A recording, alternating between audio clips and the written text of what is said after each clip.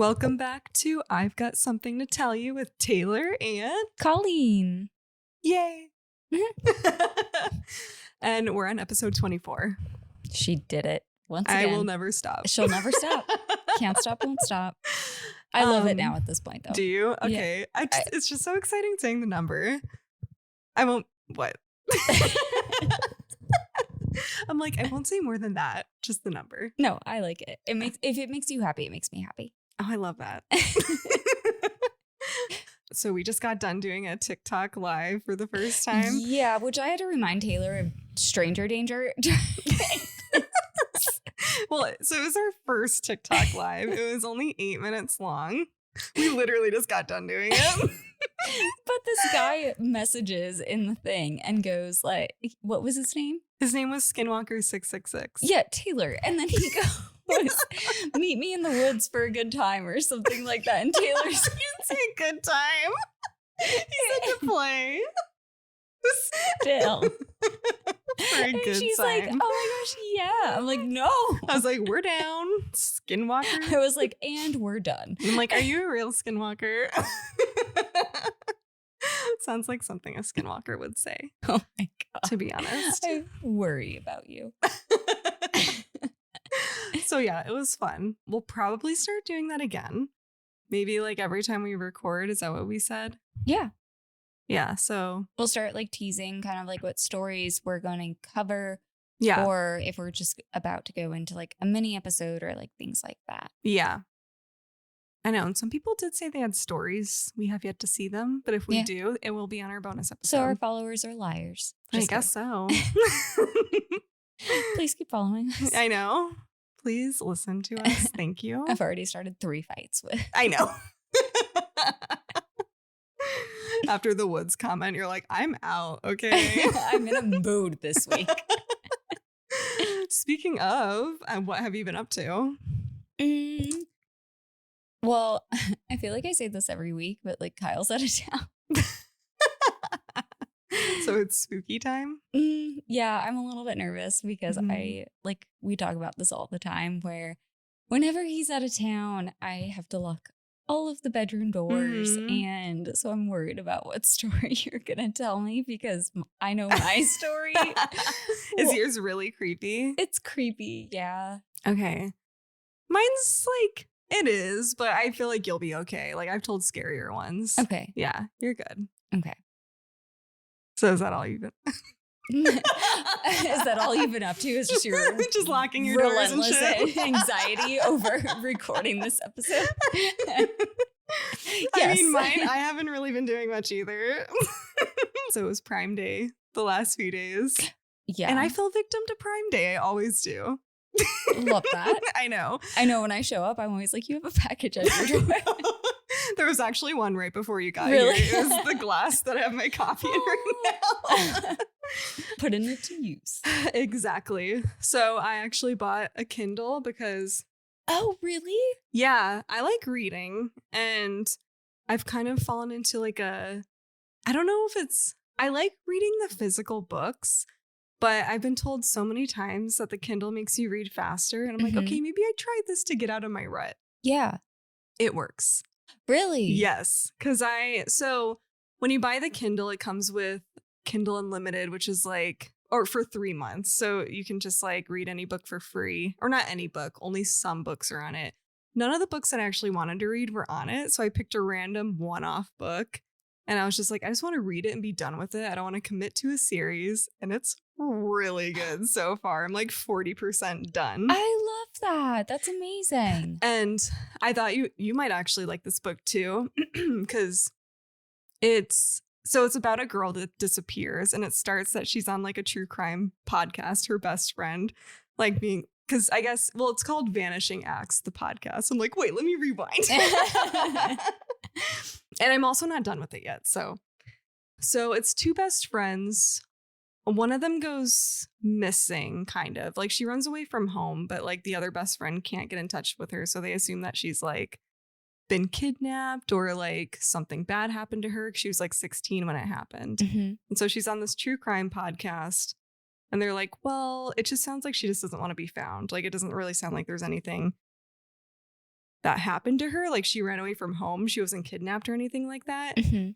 And so they put out this like thing on Facebook, like a private investigator puts it out and she reaches out, the girl that's missing.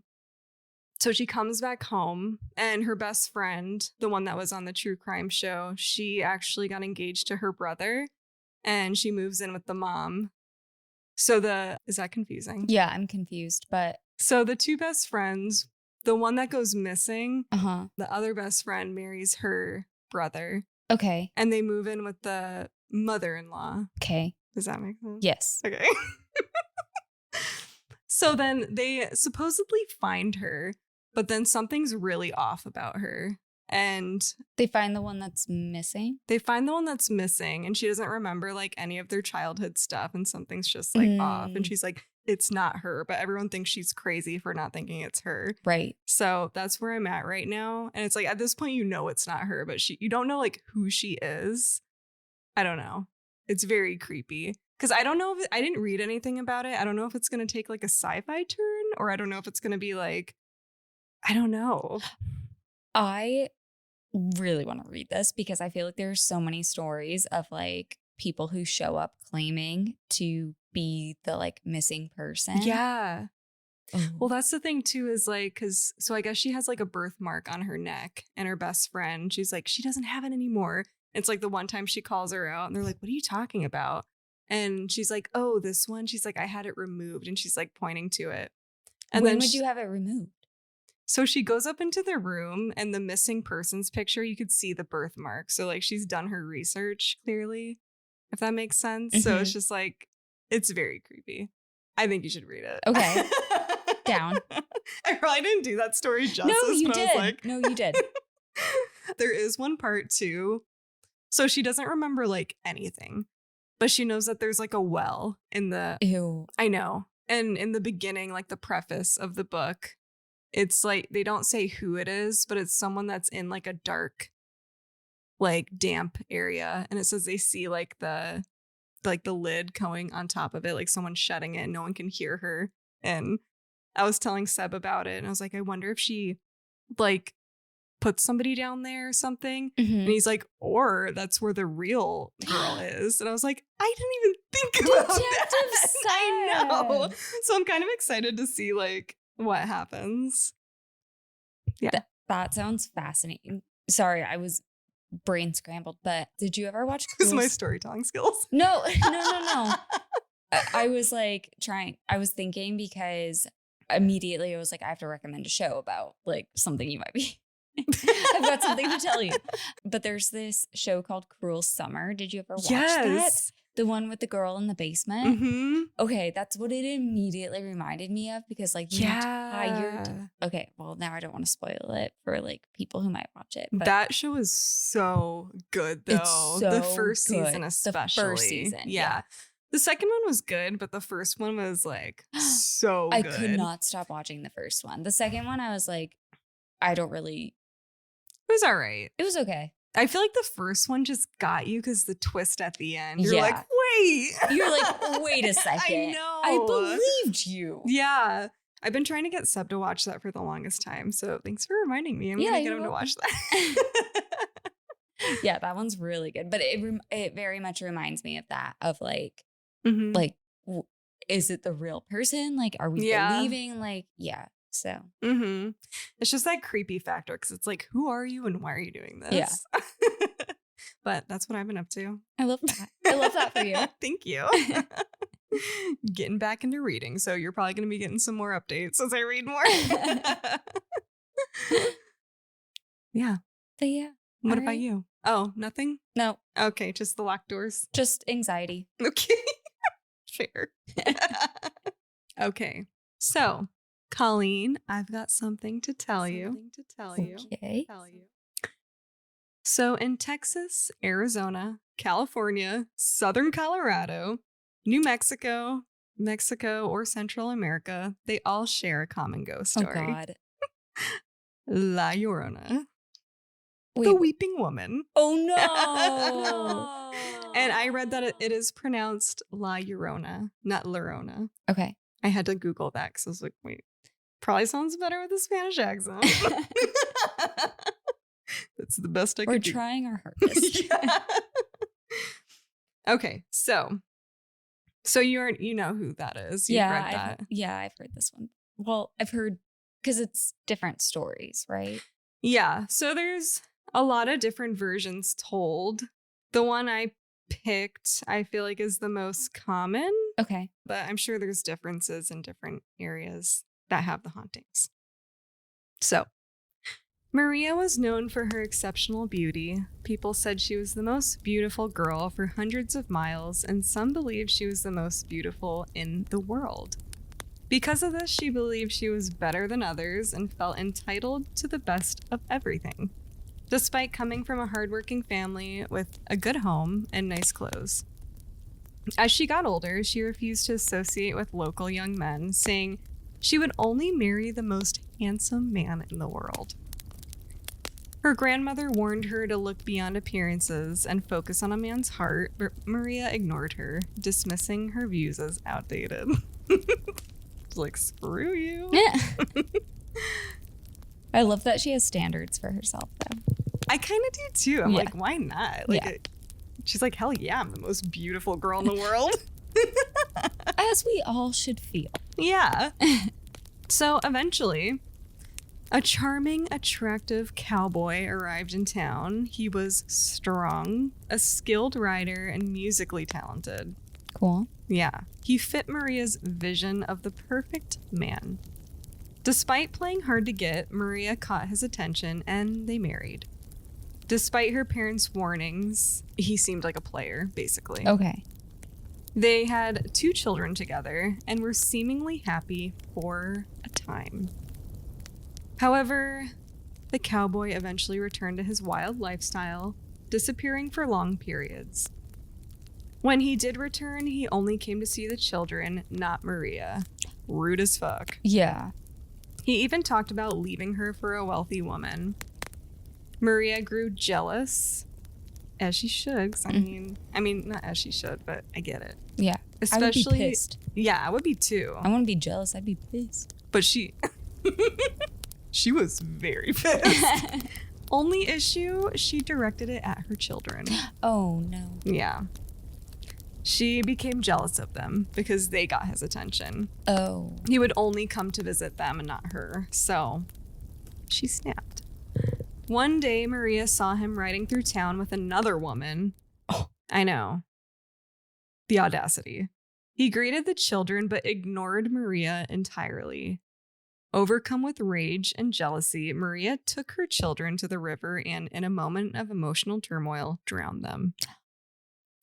She immediately regretted it and tried to save them, but it was too late. She was distraught and she was running down the river to try and get them, and she tripped on a rock and hit her head and died. Oh my God. So her body was found the next day, buried near the river, but legend says she couldn't rest.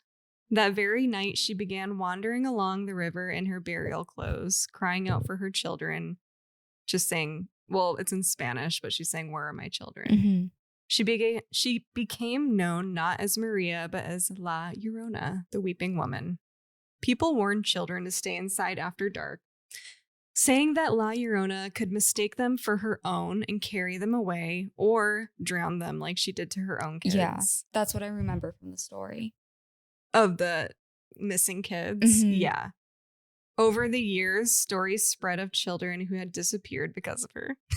So it's probably some of the stories you read. So one man shared a personal account. When he was a boy, a friend of his mocked the legend. One evening, that friend, I know. It's just like, you gotta learn. Respect. I know. One evening, that friend stayed by the river alone after dark while the others left. As night fell, he felt a cold wind, heard dogs start barking, and saw a white figure approaching. No.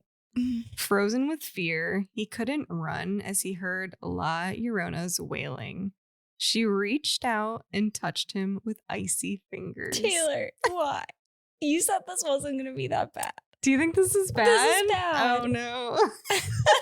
You're like, oh no. Sorry. Bane will protect you. Don't worry. Okay. Just as she was about to take him, the sound of church bells rang through the town. A prayer crossed the boy's mind, and La Llorona disappeared. He eventually ran home, and when his mother scolded him, she noticed 5 red marks on his shoulders, left by the grasp. The marks wouldn't wash out of his shirt, and his mother used it as a warning for other children in the neighborhood. Like, she, showed everybody. It's like the... Sorry.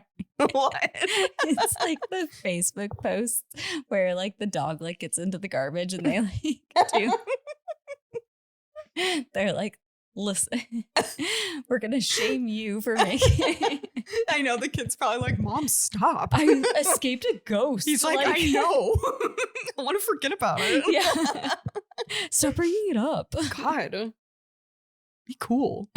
So that was the story of La Llorona. And of course, because this is a urban legend, it came from stories. So I'm going to tell a few Reddit stories of personal encounters. Okay. You good with that? Mm-hmm. Okay. So story number 1. The user's mom, who grew up in a small town, I'm probably going to butcher the name, Zacatecas, Mexico. I should have just said Mexico. Say it again. Zacatecas. That does not sound right. Zacatecas.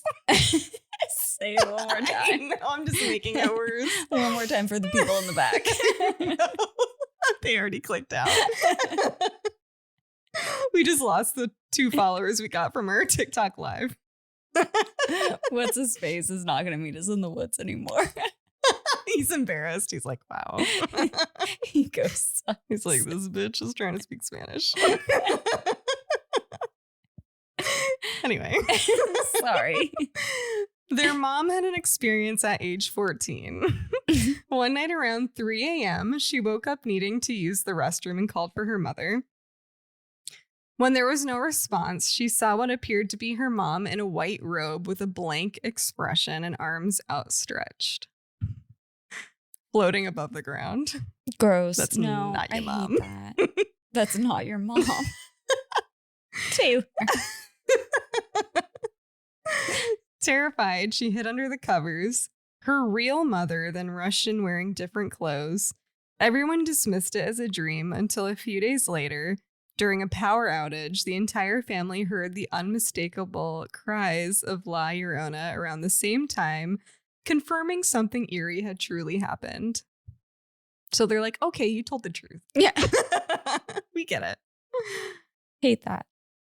Me too. Okay. Story number 2. My mom was 10 years old and lived next to a small ditch next to a highway. She stayed at her friend's house, which was a little closer to the ditch. The day was normal, riding bikes, playing, typical girl stuff, they say. Then night came and they knew it was time to get home once the streetlights came on. They were sitting in the friend's bedroom, radio on, listening to music and playing a card game. It was already dark out and the music from the stereo filled the room. Now, my mom's friend lived with her mom and grandma, who both spoke fluent Spanish. My mom understood it but could not speak it. My mom developed this overwhelming sense of anxiety and terror. Then it started. No. The crying. Stop. The girls both heard it, but brushed it off as a cat or a drunken neighbor. Soon the crying began to become louder and more obnoxious, like it wanted to be heard. The girls paused what they were doing, staring at the window. Once they looked that way, the crying became ear-splitting. So loud, it resonated over the stereo. Both girls having hands over their ears, fearful of what was happening, the grandma burst into the room, holy water in one hand and a rosary in another. She was screaming over the crying, praying in Spanish. Oh my God. I know. I feel like at least they had the grandma. She knew what to do. She's like, I've been waiting for the day. And she's like, this shit happens all the time. Break the glass. I know. My mom says that when she did this, the radio started to static and the lights began to flicker. No. Both the crying and the praying booming extremely loud until silence. It all stopped. The grandma said a prayer over my mom and her granddaughter and made them go into the living room, instructing them not to return to that room for the night and not to look out the window. My mom returned home in the morning. Do you immediately want to look out the window? I know. I would be like, where's that coming from? Yeah. A window at night, though, it's so creepy. Yeah. We're like sitting right by a window. Like, do you want? It's closed. Don't worry. Okay. So my mom returned home in the morning, not speaking of what had happened. Even when she tells the story now, an overwhelming sense of fear takes over as she gets goosebumps. And I have one more story. Okay. You got this. Thank you. You made it through this far, so. I also have no choice. So. We also have the bonus episode after Oh, this. golly. Story number 3. So this is one of the many stories my mother has passed down to my siblings. These are all mother stories, if you didn't already notice. Okay. They're all like my mom. So she passed down the stories to their siblings when they were very young. They say about 9 to 10 years old, and they took place in Central America, El Salvador, to be precise. Nailed that one. Barely. My grandma. You did. That was perfect. Thank you. You're doing great, honey. Thank you. My grandma one day was supposed to meet up with a friend to go to another friend's wake. Back when people would stay all night mourning at the wake with the deceased. They actually still do that because I've been to one of those. Yeah, I have too. Yeah. It's rough. It's unsettling. I mean, respectfully, yeah. Yes. My grandma, I'm just offending everybody. I'm offending them with me trying to pronounce words. We're just offending people's like morning. We'll see what happens. My grandma was waiting for her friend where they agreed to meet, which happened to be near a little river/creek.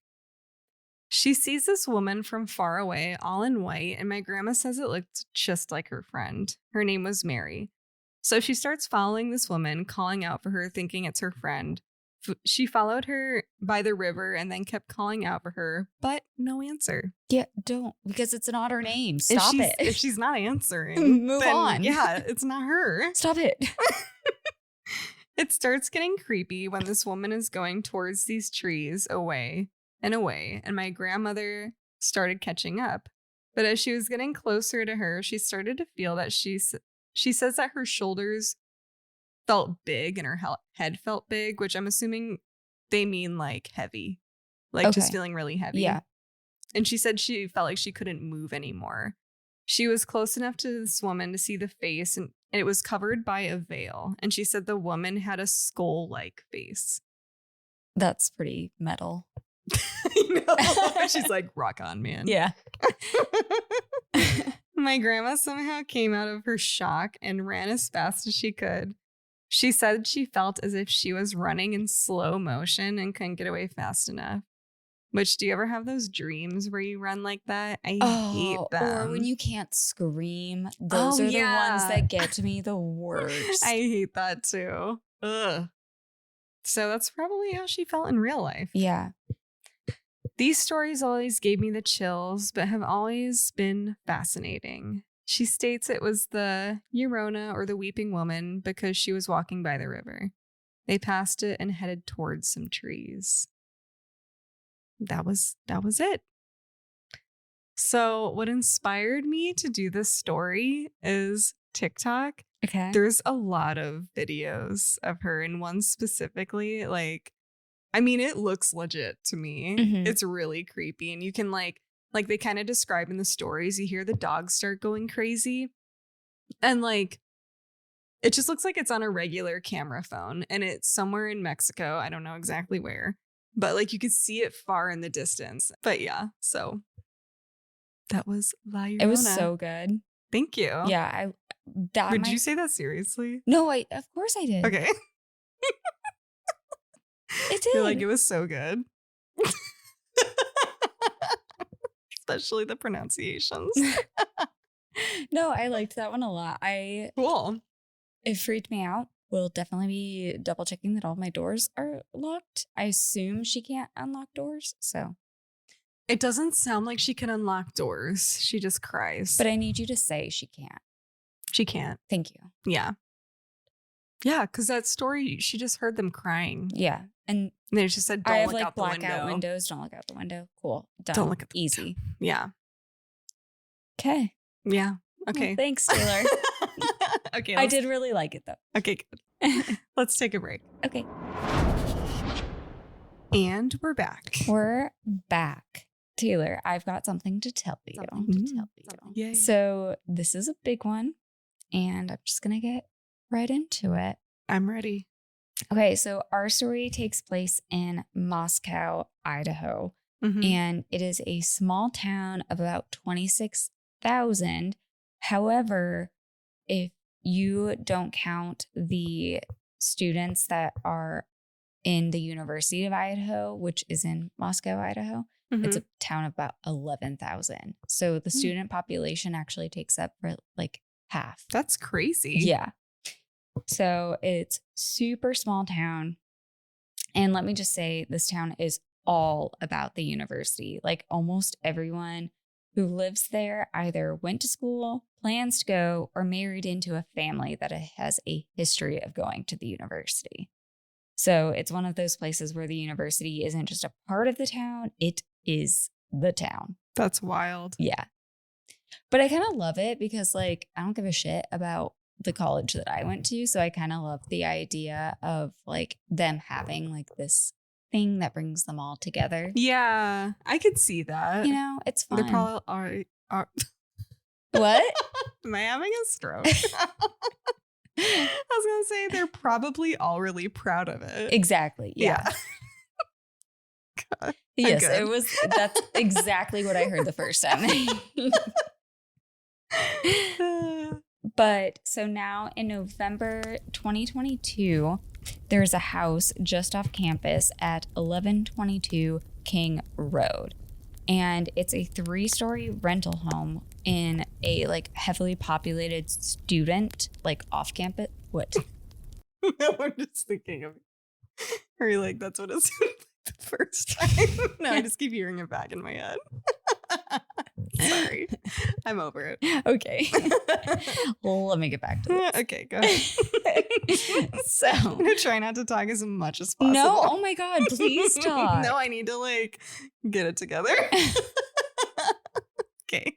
It would be nothing without you in this podcast, so please speak. Me speaking gibberish. Speak your mind. Okay.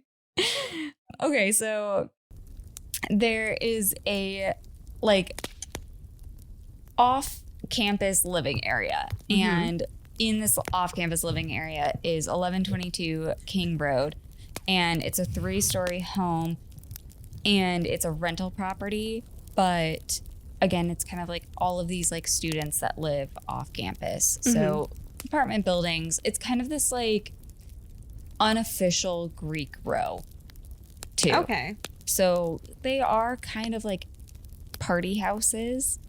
There's always something going on. And specifically at this house, the one that I said, 1122 King Road. I'm going to keep repeating that address for you. There were some noise complaints, but the people living there were always really polite. So like, even if they did get noise complaints, they like, there's video of, you know, the police showing up and they're just like, I'm so sorry. Like, you know, that kind of thing. But they are, quite frankly, just living their best college life, you know? So they're not doing anything that's like being jerks. They're just having fun. Yeah.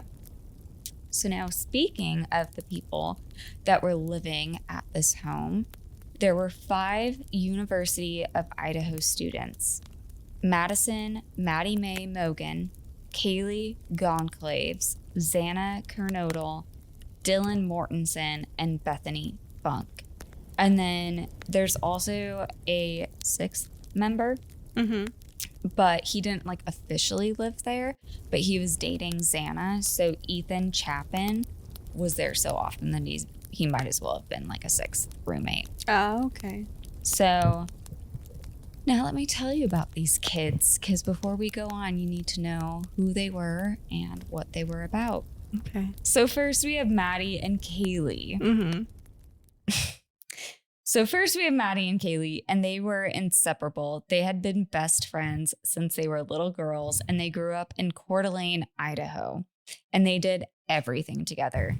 They were together through middle school, high school, and eventually chose to go to the University of Idaho together. Yeah, so cute. They are very sweet. There's even a story when their parents tried to separate them. I believe in middle school, they both wrote letters to their parents saying That's we cannot so be cute. separated. I love that. Yeah.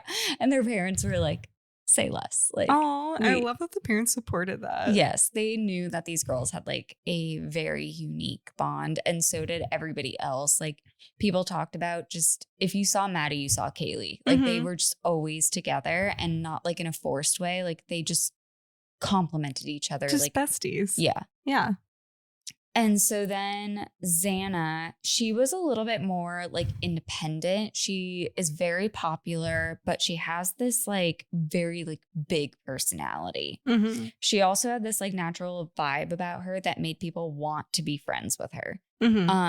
She was going to school for marketing, and she also had this like really unique aesthetic, like very effortlessly cool. Cool. Yeah. But again, she's kind of that like person that you would meet and you just immediately are like, oh, are we best friends? Have I known you forever? Like, that's how people you just describe. like click. Yeah. And she just had that like effervescent type of vibe. But so she's dating Ethan, and people described them as they were like that couple. Ethan was goofy and kind-hearted. He was the guy that can make anyone laugh, and with Xana's like big personality and Ethan's like goofy vibe, they were just like went together. They just clicked. And Ethan was also one of 3 triplets, which I found very interesting. And his parents described him as like he was the most like outgoing of the 3. And now we have Dylan and Bethany, who are the other 2 roommates that lived with the group. And they're a little bit more private. They're still like, they're very like popular, like social and stuff, but they're just a little bit more like not as outgoing as the rest of the group. And however, they're very, very much a part of this like tight-knit household. And this group of girls, including Ethan, wasn't just people like sharing a house. It was certainly a family. I also imagine that this is like this forever fun sleepover where like they're having all these like late night talks, like girl bonding, like dating advice, and just like fun stuff. That sounds fun. They're literally like living their best life and having the best time in college. They're also super into TikTok. So they did a bunch of like house like dances and stuff like that. I know. I noticed the saying they were. Yeah. So Sadly, I'm prepared. Yeah. Sadly, I'm sorry. I do have to remind you that this is a true crime story. Cue the shadowy, sad, the dark cloud. The dark cloud, because on November 13th, 2022, everything changed. Oh, it's going to get way more recent. Let me tell you. Really? Yeah. Okay. Oh, yeah. I'll talk about this, but this is the reason why I chose this story, is because something recent is coming up. Cool. So we are starting today on November 13th. Well, actually November 12th. We're going to start the night before. But this is where this all starts, with the lives of 6 young, amazing people. A house that brought them all together, and a tragedy that they did not see coming. This is the Idaho Murders. Have you heard of this? I think so. Okay. But I didn't, because there's a documentary, right? Mm-hmm. I didn't watch it. I did. Okay. Well, I figured. I know you're going to tell me about it, though. Yeah. So, like I said, something you should know is that some of the details have not been released because the trial for this starts next month. What? Yeah. Crazy. So, while I am going to share as much detail as I possibly can, and they even note this in the documentary and the multiple documentaries that I watched about this, but they can't release all of the details because it is going to be used in the court case. Okay, that makes sense. So there's going to be probably some questions that you might have that I don't have the answer to, but I'm hoping that they are addressed within the court case. Yeah, so we'll probably have a part 2 where Maybe. you update us. Yeah, we will. Yes. Not probably. We will. Okay. Okay. So we do have to start the night before, which is November 12th. And it's a Saturday night in Moscow. And it's super fun because the University of Idaho football team had just played earlier in that day. And if you've ever been in a town where it's a college town and they have a football game, like there's tailgating, like all of the fun stuff. Yeah. People are very excited. I know I go to Tucson with my sister to go tailgating and it's always just like, oh my God, like literally people like on their like front porch, like having TV, like the TV Kinda out. love that, though. It's so fun. So the town is poppin' and everybody is living their college life to the fullest. Now, the 1122 King Road gang were out and about.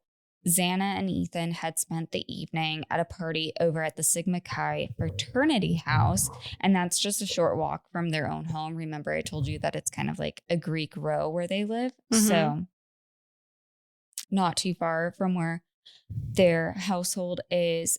But Maddie and Kaylee were out at a popular bar called the Corner Club, and it's this like local spot that everybody goes to after the football game. So, and then Dylan and Bethany had gone home early that night. From what we know, they had more like low-key plans. It wasn't unusual for everyone in the house kind of like to go do their own thing. It was kind of the rhythm, and then they all came home like at the end of the night, but also respected each other's independence. So we're going to go back to Maddie and Kaylee for a second. Like I said, they were at the Corner Club and they leave the bar around 1:30 a.m. They decide to stop by this local food truck called the Grub Truck, which was, again, super popular with the students because it's just like drunk food, like greasy deliciousness. Yeah. Calories don't count at 2 a.m. kind of thing. Yeah. But the interesting thing is because the Grub Truck was so popular, they actually would live stream every night on Twitch. So there's actually footage of the girls going to the Grub Truck the night that this all goes down. Yeah. Meanwhile, Xana and Ethan left the Sigma Chi party around the same time. They go back to the house, and sometime after, they arrive like right after Maddie and Kaylee get back. So by 2 a.m., everybody is home. The house is quieting down and they're just all going to sleep. But then around 4 a.m., something changed. Oh, no. Yeah. So Xana was actually still awake at 4 a.m. And we know this because she orders a DoorDash delivery and it arrives at 4 a.m.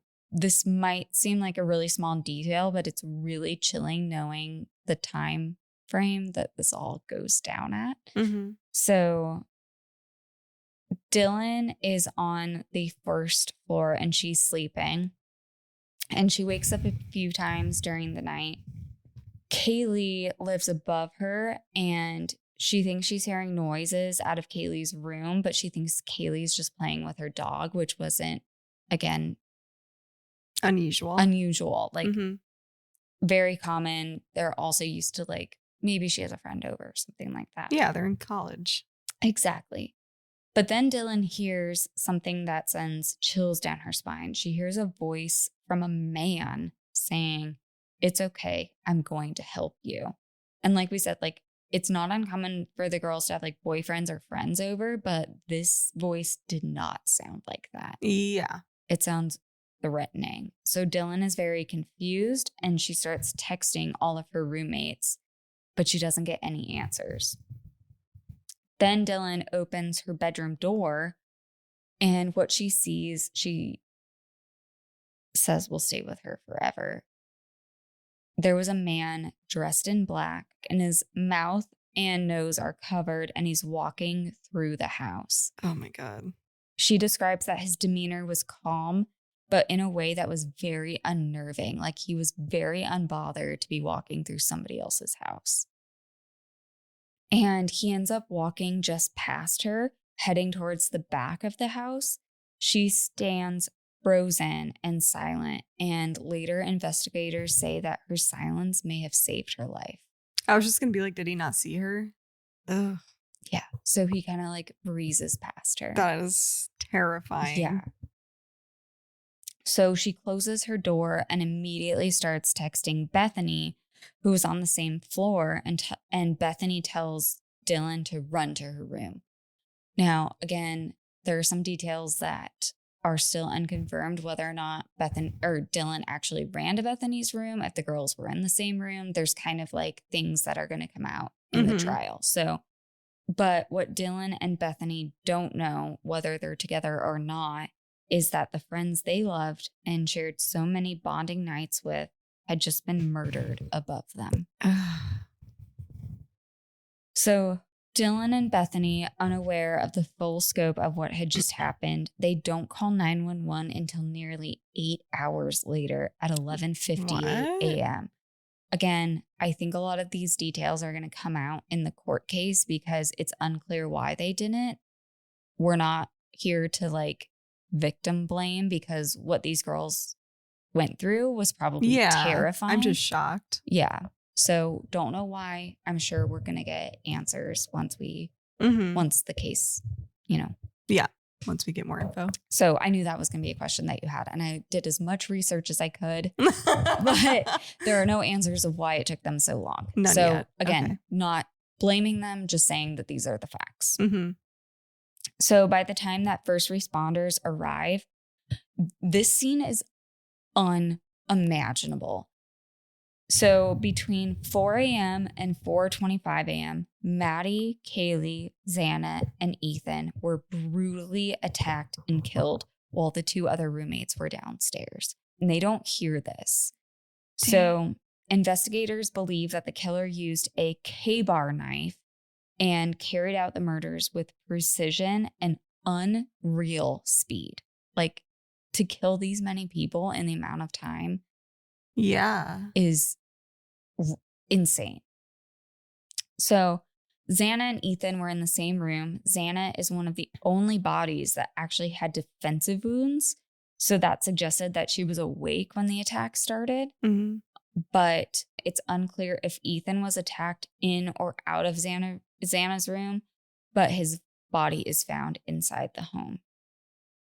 I was going to put a quote from one of the girls' family members here, but I couldn't do it because it made me cry too hard. So I'm just going to give you a synopsis. Mm-hmm. But Maddie and Kaylee spent their entire lives together. Mm-hmm. They were inseparable in life and they died together in the same room. Oh, I know. Sorry. It's okay. That's why I couldn't quote it because it makes. Yeah. That's rough. So the crime scene at 1122 King Road is just the beginning. The investigators now face the enormous challenge of piecing together what had happened and finding the person responsible. And this is not going to be easy. The murders shook the small town of Moscow to its core. And with every passing hour, there was pressure on law enforcement to find the murderer. The families want answers. The community wants justice. And the community is just bearing down. There are thousands of hints coming in to the investigators every single day, but they have to really focus on what are the facts. Yeah. Something I didn't touch on, just on not trying to be totally gruesome, but at the same time giving context of like how horrifying this crime scene was. When the investigators show up, there is blood dripping from the panels outside of the house. What? Like, that is how like gruesome brutal is the, it was. like, brutal. There's blood dripping from the upstairs, like, floorboards. Like, this was not something that was, like, swift. This was a gruesome crime scene. Like I said, the crime scene is horrifying, but it did hold critical evidence. So from the start, investigators focus on building a timeline of the night.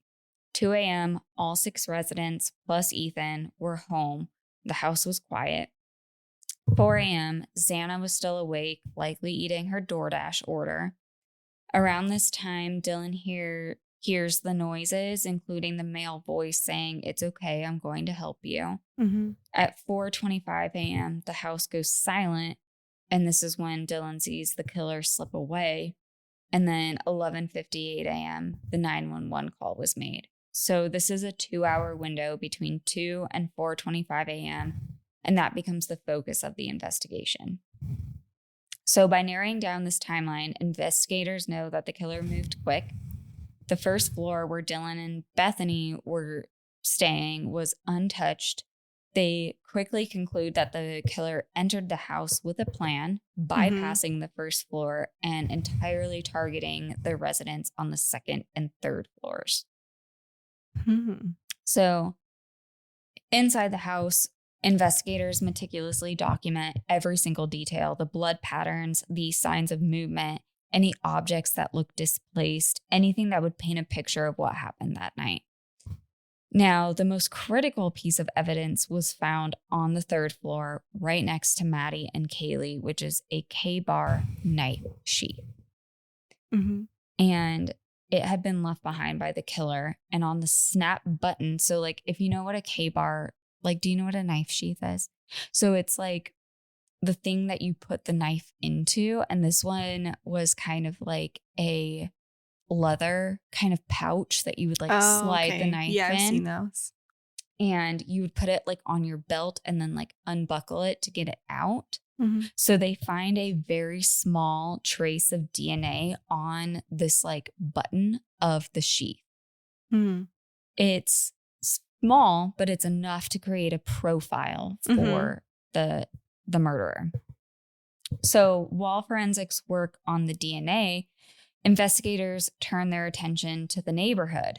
They start looking at every single house to see which ones have Ring cameras and start collecting every moment of video that they possibly can. And the neighbors are like, here you go. Here you go. Take it. Like they are more than willing to be helpful in this. This community was like small town, but they also, again, because of that like university bond, they are just like, this is one, for lack of a better phrase, this is one of our own. Like you don't come for one of our own kind of thing. So everybody's sending over their footage. And then upon viewing the collected video evidence, there's a car that stands out, which is a white Hyundai Elantra. The car is seen driving near the house multiple times between 3:29 a.m. and 4:20 a.m. And it's circling the area as if the driver was watching the house. Ew. Yeah. And if you watch the footage, it's like, at one point he like goes down one road and like backs up and like comes back around. Like creepy. He's definitely casing. Yeah. So this becomes a major lead, and investigators now had 2 pieces of evidence: the DNA from the knife and the suspicious car video captured from the surveillance footage that they get from the neighbors. But now the investigators decide to analyze cell phone data from the area. So they use nearby cell towers, tracking devices that had pinged near the house during like the critical hours, the timeline that they put together. And they're looking for patterns, phones that didn't belong to the victims, their friends, or their neighbors. So like Dang. anything that is out of the ordinary. Yeah. So 6 weeks after the murders, investigators get their first big break. So the DNA from the knife was run through a genealogy database, and the result wasn't a direct match, but it provides a familial link, meaning the killer's relative had submitted their DNA to one of these databases. So they're able to, like, again, continue to build that profile. So at the same time they get the DNA match, they also get a trace on the suspicious. I got nervous when I saw it. Was it taunting you from the yeah, page? I felt like it, like, you know, when it's you like, say it. Yeah, Say I it. dare you. Say my name. So at the same time that they get the DNA match, they get a trace on the suspicious white Hyundai. Nailed it. Thank you. Thanks for being supportive, unlike the word suspicious that I feel like. Anytime. Thanks. So the white Hyundai Elantra, and the owner is Brian Koberger, who is a 28-year-old criminology graduate from Washington State University, which is just across the state line from Moscow. So Washington State University, and I think I go into this, so apologies if I repeat myself, is in Pullman, Washington, and it's like a 15-minute drive from Moscow, Idaho. Oh. So fun fact, I also had a friend that went to Washington State. Oh. I had a couple friends that went to Washington State. Did they know him? Didn't ask them. You should. Ashley, did you know him? Just kidding. She does listen, though. I'll text her after this. So when Brian Koberger's name first surfaced, it sent shockwaves through the community because this name, like, again, this is a very close-knit community. And this name was not associated with the victims or their circle of friends. He wasn't a neighbor, a classmate, or any familiar face that, like, anybody in the community would know. Weird. So he's a stranger, which makes it even scarier because they're like, what? Like random? Yeah. So now details about his life start to emerge, and this unsettling picture of who Brian Koberger was starts helping the police possibly put together the pieces of a person who would have committed this crime. So Brian Koberger, like I said, is a 28-year-old graduate student at Washington State, located in Pullman, Washington. Just 15 minutes from Moscow. Thank God I knew that already. Oh, God. Someone told me. Thank God. So he's pursuing a PhD in criminal justice and criminology. And on paper, his academic resume was very impressive. He had earned his master's degree in criminal justice from DeSales University in Pennsylvania, and he was working on his doctorate with plans to enter in teaching or law enforcement. But it wasn't just his academic pursuits that raised eyebrows. He had some very interesting research interest that seemed oddly specific of someone now accused of a brutal quadruple homicide. Dang. So while he was at DeSales University, Koberger worked on a research project that sought to understand the psychology of criminals, especially those who commit violent acts. He created an online survey, which he posted in crime forums, asking respondents intrusive and highly personal questions. The survey was designed to analyze the emotions and decision-making processes of people who had committed crimes. And these questions included, how did you prepare for your crime? How did you feel before, during, and after the act? Why did you choose your specific victim? Did people respond? Yeah. Ew.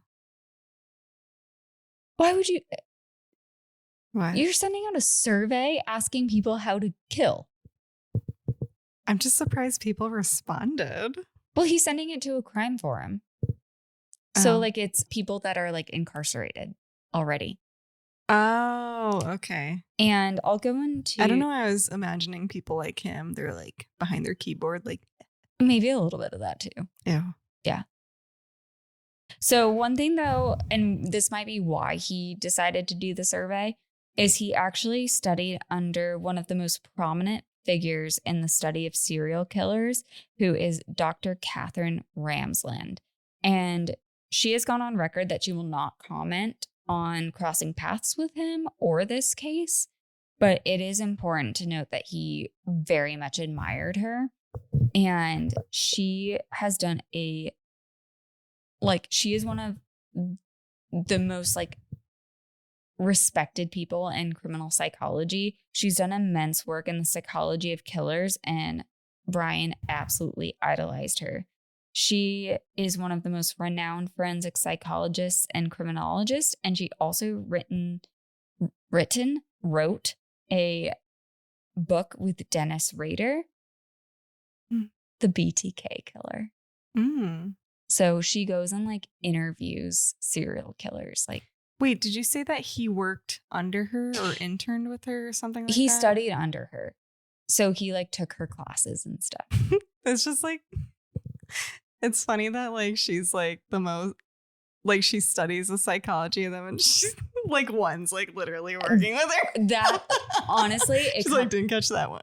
it comes up, and that's why I think like she doesn't want to comment on it. Like, yeah.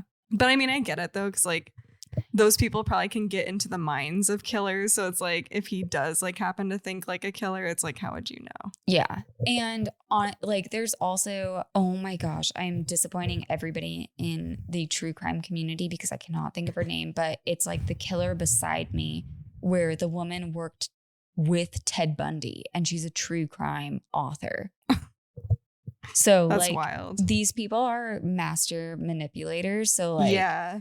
It's not a matter of like her being able to identify him. It's just that like they're so good at like being like playing the part. Yeah, like being a chameleon in life, you know? Yeah. So, but yes. And I think that's again why she doesn't want to comment on it. She's like, yeah, I missed one. Like, sue me. But don't, please. But don't also. So investigators dig deeper into Brian's past, and former classmates and acquaintances start describing him as socially awkward, obsessive, and intense. They remember him as someone who struggled to connect with others and often came across as arrogant or condescending. And then there are darker stories too. So he was a TA at Washington State, and students began filing complaints about his behavior. They described him as overly critical and unreasonably harsh when grading assignments. Like, he would make unnecessary comments about like the people's work, being like, basically like, you're an idiot. And it's like, well, that's not constructive. And so some said he also made students feel uncomfortable, while others noted that he seemed to enjoy exerting power over them. We know that is a theme. Yeah. Wanting to have control and power over people. Girls also reported that he would follow them home after class. He wouldn't do anything. He would just follow them. Ew. Yeah. But it becomes such an issue that Koberger's supervisors held a meeting to discuss this behavior, and he was actually on the verge of losing his position. So this would mean that he has to get a certain amount of hours for being a TA in order to keep his credentials. And so if he lost that job, he would lose like all of the work that he had done. So this was like a huge moment for him. So he's pissed. So let's bring it all together.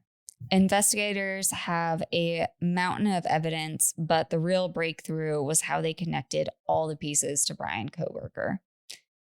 So the DNA from the knife sheath found at the crime scene, when the profile didn't match anyone in the law enforcement databases, they had to turn to the genealogy technology. A round of applause. Thank you. I said that's so good. You did. Thank you.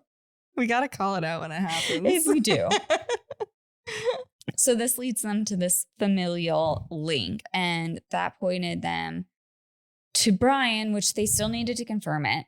And so they put him under surveillance at his parents' home in Pennsylvania. And while watching the house, they noticed that he started collecting trash, and he would put the trash in different bins. So like he would like go put the trash like outside of his house, and then he would go put another bag in his neighbor's house. And if you put your trash outside, it becomes public.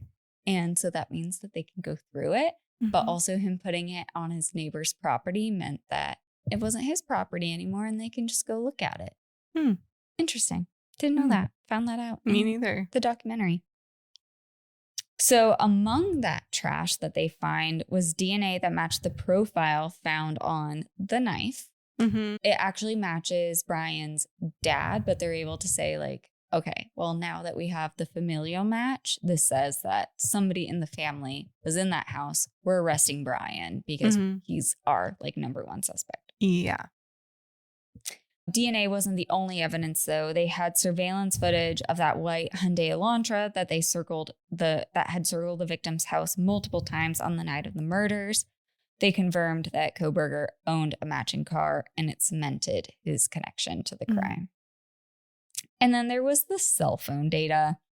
In the weeks leading to the murders, Kohberger's phone had pinged near the victim's house repeatedly, often at odd hours. On the night of the murders, his phone was turned off during the critical time frame. So when they think the murders were actually happening, he had put his phone on airplane mode. Well, that's not suspicious. Super suspicious. And it was only turned on to reconnect later and tracked a route consistent with someone driving back to Pullman, Washington. So by combining the DNA, the car, the cell phone data, and the timeline, investigators build a case they believe leaves no room for doubt. So on October, it clearly says December. On December 30th, 2022, Brian Kohberger was arrested at his parents' home in Pennsylvania, and he was extradited to Idaho, where he now faces 4 counts of first-degree murder and 1 count of burglary for the deaths in Idaho. Dang. So now, as I have stated, the trial starts next month, but here's what we can expect. The prosecution will rely on overwhelming evidence they've gathered, which includes the DNA, the surveillance footage of the white Hyundai Elantra, the cell phone data showing Kohberger's proximity to the victim's house before, during, and after the murders, Dylan Mortenson's eyewitness account of seeing this masked man in the house, which also matches Brian's body description. Mm-hmm. And their goal will be to present a timeline that clearly shows how Kohberger planned and carried out the murders. Now, what we can expect from the defense is that the DNA evidence could have been contaminated or mishandled. Genealogy is still kind of like a new science. So they're arguing that it could have like been, and like the house had multiple people in it. It could have been anybody, like that kind of thing. That the surveillance footage doesn't definitively place Kohberger inside the house. It just places him in the proximity. He's just driving around the street multiple times. Yeah. Same thing with the cell phone stuff. He's just around. Just happens to go on airplane mode when people are murdered. So the defense's strategy will hinge on finding cracks in the prosecution's case and convincing the jury that the evidence isn't as airtight as it seems. Mm-hmm. So there's still a lot of unanswered questions about this case that I hope we get to the bottom of, because this all seems like wildly unhinged in how like everything went down. But what the bottom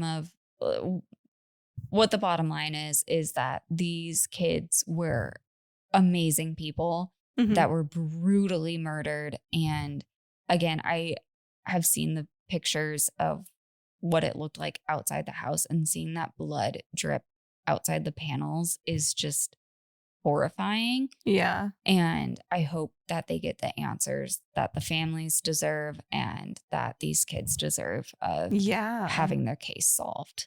I know. I'll be interested to hear like how it's connected, like how he knew them or what was the purpose. Yeah. Or if it was completely random or he's like, I pick these people. Yeah. And I think that's what's like so scary about it is because it feels so random. Mm-hmm. Like there's just so many like why them? Why did he choose them? Why, like if he did, again, you know, we have to get significant answers, but yeah. Well, I look forward to hearing your updates. Thanks. And I'm glad you covered this one because I had seen like the documentary on Netflix or something, wherever it was posted. There's a few, yeah. Okay. I just remember seeing the Idaho Murders or whatever. Mm-hmm. I think one of them was called. And I was like, I'm really interested to know more about it, but I have to like get myself in the mood. And it's easier for me to hear you tell it than watch a documentary and be like, oh, the pictures. Just like, yeah, it's rough. But the curiosity. Yeah. Well, I hope I did it justice because I know this is a big one. And obviously, again, it's still under investigation. But yeah. I've been wanting to do this one because, I don't know, the whole investigation and like how they tracked him down is very fascinating to me. But again, like, I just want to, I want answers for the families. I want answers now too. Yeah. Well, I think you did a good job. Thanks. I really liked it. I fumbled a few times on my words. We both fumbled. We're just fumblers tonight. But anyway, I hope you guys liked this episode. And we're going to go ahead and record a bonus episode after this. So just a reminder if you want to send any stories in. Mm-hmm. And we have a special guest star on our bonus episode. We do. Mm-hmm. So you're going to have to tune in to hear it. Yeah, we're not going to tell you anything else about that. Just tune in. But also, if you do want to send in a story, IGSTTYstories@gmail.com. Yes. And then follow us on Instagram, TikTok, YouTube at IXDPod. And I actually didn't get to tell you yet, but episode 22, the full video version is on YouTube now. Oh, yeah. Amazing. Yeah. So you can see us like in full action, beginning to end. Yeah. And I can't say exactly when they will be uploaded. This is new. We're not committing to anything. Yeah. But going forward, we're going to do the full video. So go ahead and tune in. But yeah, so thank you for listening. Thanks, everybody. Later.